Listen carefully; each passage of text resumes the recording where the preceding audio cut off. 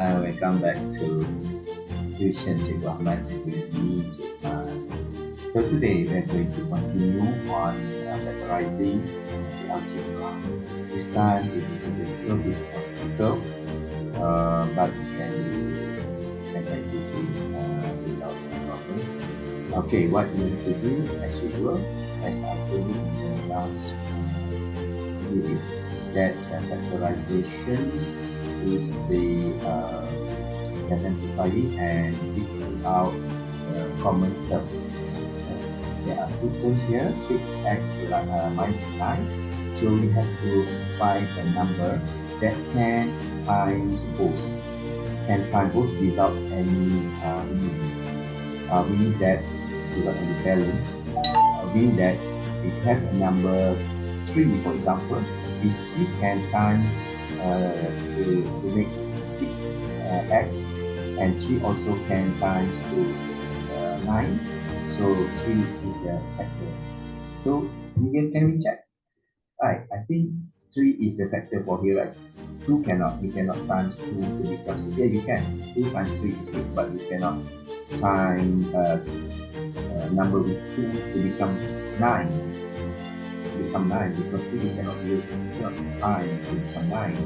So you have to choose the smallest number that can time and give the answer. So 3 I think is possible. Right. See? 3 times 2 x. Is it? Right. Is 6x. And 3 also times 2 is 9.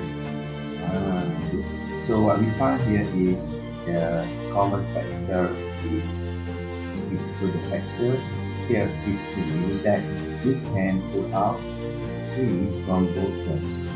Put it here, 3, and make a bracket like this, and choose 2x here to become 2x here.